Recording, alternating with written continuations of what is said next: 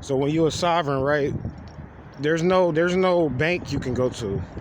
There's no, you know, savings account for a sovereign. There's no ID. I'm giving you some examples. I've went through all these examples, and I'm just kind of recapping because I'm getting ready to give you a real life example of how you gonna make it as a sovereign if you really think you're gonna make it out here. So there's no bank account. There's no ID. You can't just go out here and just go and get an apartment as a sovereign and come up, with a security deposit in your first month's rent and you in an apartment. As a sovereign, you got to come up with the first year. That's right. You got to drop down a whole year just to move into an apartment without an ID. So you can do stuff out here without an ID, and you can function. They just never taught us this, but you can function without an ID and do stuff out here without an ID. But the thing is that you have to know how to move. That's all it really is. I'm saying loopholes. There are what you may consider legal, or I don't really get into those terms, legal and illegal, because they have double meanings. But there's loopholes, right? Legal loopholes that one can essentially jump through or walk themselves through when they're trying to demonstrate on a sovereign level, yet they still want to live the comfortable lifestyle that the Matrix has. Like, some people don't want to start off like I did, started from rags to riches. I literally had rags when I first started as a sovereign. Rags, real life rags. I was wearing rags. So a lot of people don't want to start off with rags, So they want the benefits of being in a matrix and how people live in a matrix, the quality of life, but then they still want to be free. They don't want to be controlled by the system. And you can do it if you're willing to put in some work. You're not going to be able to work 8 hours a day. You got to work 16 hours a day as a sovereign. Actually 17, excuse me. That's actually how many hours you have to work. 17 hours. You probably get about 2-3 hours of sleep. Maybe more, maybe 6 hours at the most on certain days. Maybe about a 6-day-a-week schedule. You may get one day off that you can take to yourself. What I'm explaining here is that there's loopholes that you can jump through so that you can go around and using the ID, and they can't say anything to you, but you're going to need notes. And I'm going to show you this. You're going to need some notes like this. These are some notes that I had to get today just for a bet, because it's something I'm trying to do. Because I'm about to manifest the actual studio so that I can record these videos for you guys as a sovereign, though. We're not going to have a lease and all of that. But so I had to I'm betting this whole city, right? I got this bet going on with the city. And I'm going to use these notes, and they talking about they only worth $5 and $10 and stuff. And I'm going to take these little notes and monetize off of them today and make me like $2,000 in monetization, right, and credit.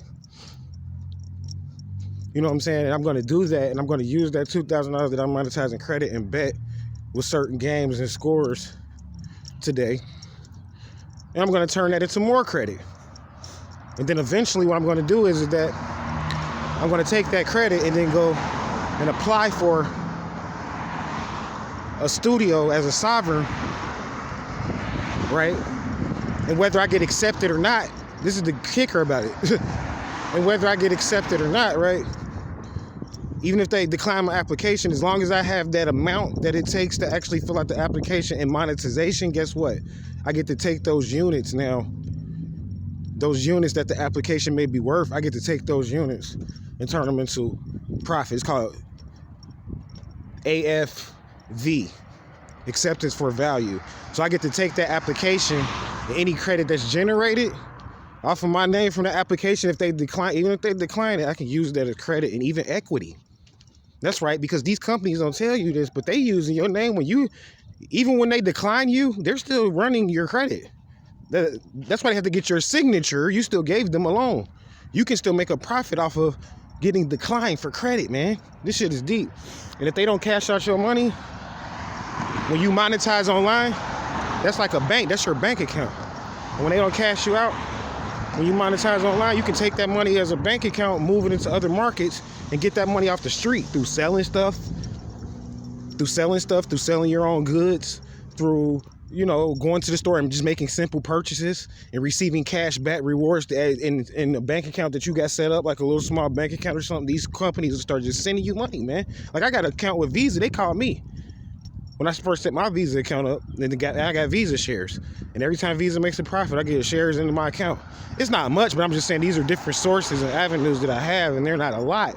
But what's going to happen is that once I get this program set up and get more followers, it's going to turn into a bigger umbrella, and I'm going to be able to recruit people and have people up under me and set up a pyramid based off of sovereignty. Because the real life pyramid schemes in these network marketing companies, the reason why they didn't work is because the top has to be a sovereign.